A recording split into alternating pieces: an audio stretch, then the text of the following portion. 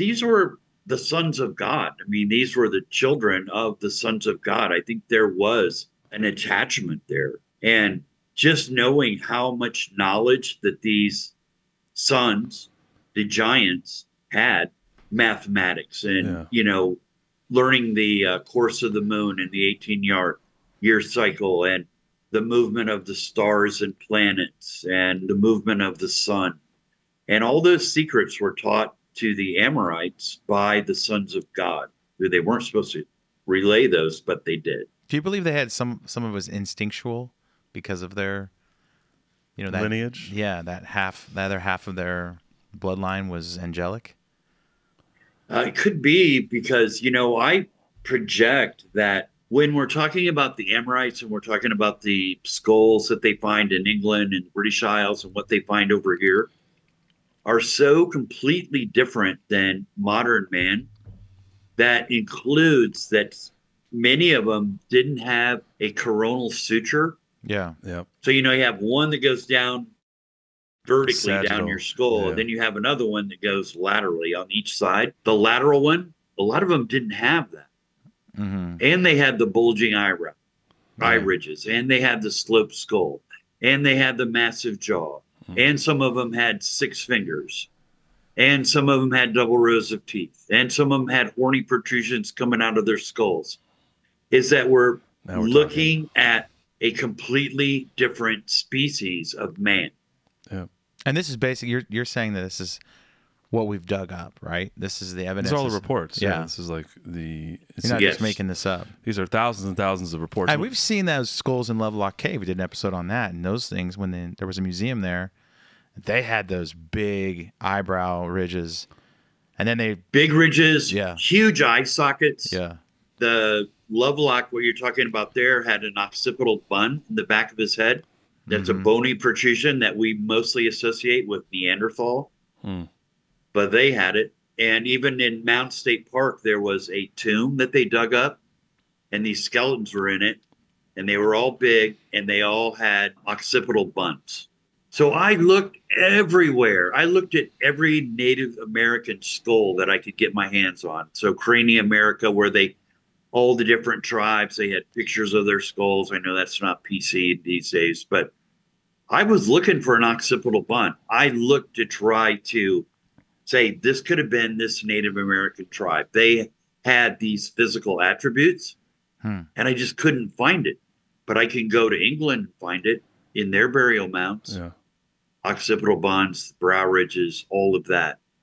So I think we're talking not about a race of people. I think we're talking a species of people. So Fritz, do you believe that, if I'm just to kind of backtrack and reverse engineer this, that we're talking about the Amorites, so this tribe of giants leaves the Holy Land, are they the Tuatha De Danann that show up in a Celtic Ireland?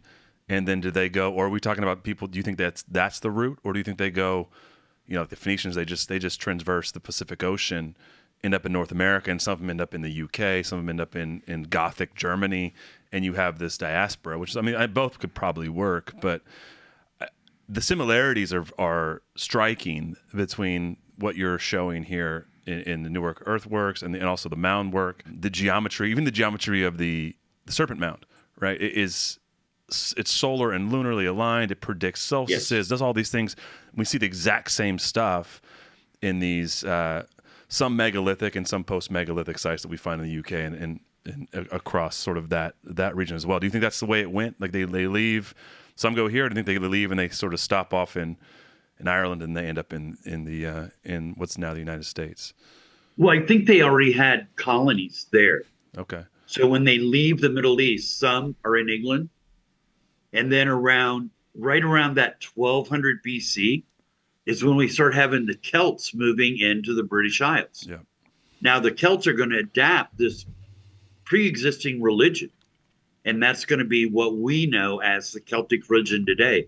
So to learn the religion of the Celts is really to learn the religion of the mound builders. Yeah, right. Oh, wow. Interesting. Yeah. So the Tuatha De Danann had removed the fur bogs, who they called, and then they were there, but then they defeated the Fomorians, but the Fomorians were noted giants. Okay. Now, some people say the Tuatha De Danann and the Fomorians were one and the same, and all they're doing is saying the Tuatha were the positive light and the Fomorians were the negative. So they may have been the same, but what's interesting is that they manifest, the Tuatha manifest as fairies who reside in both ditches and earthworks and in burial mounds.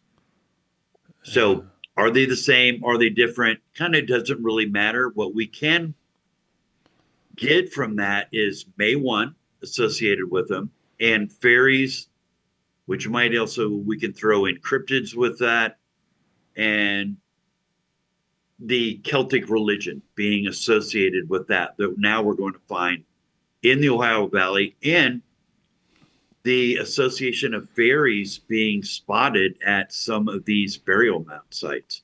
Yeah. Most notably Mound State Park, where even a park ranger went on record saying that he saw a fairy at that park. Can you also update our listeners on like your understanding of what a fairy is? Because most people just think like this floating little bug.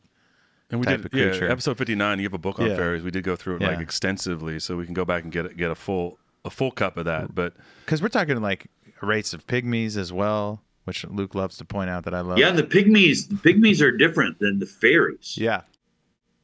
Well, a fairy is, all of these things, whether it's a fairy or a cryptid or a shadow person, it's what are they going to manifest to scare the hell out of you, is what I believe. So a fairy has more like a shape-shifting type of. They all do. DNA. Yeah, they all do. I mean, they can become Bigfoot. Well, look, then here's something interesting, Fritz. If we talk about the giants in Ireland, and then their spirits are the fairies, and then we look at Enoch and say the spirits of the giants are the demons, then are we talking about the fairies being something demonic, a demonic manifestation? Is that an easy? Oh yeah. Okay, that's the line we're drawing, which I think is fascinating. Oh, this isn't your Tinkerbell. Right? No, these are nasty little bugs. Yeah. But but it's basically you're dealing with a demon. Yeah.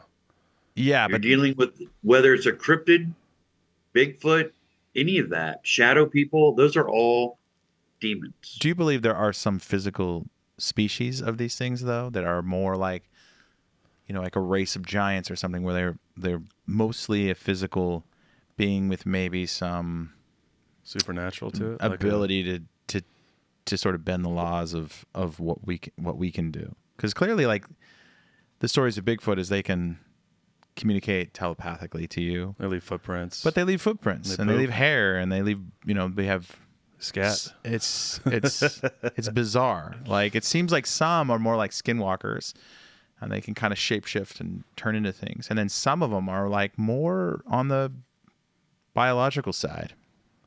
Well, I don't know. Have you ever heard somebody tell a ghost tale where, like, a woman sitting in a restaurant, and they say, this woman was sitting at this table.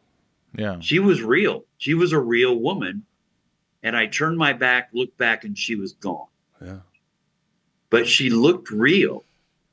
I think that's what's happening with Bigfoot. I think it can manifest as kind of a corporal entity, but it can also disappear within a second.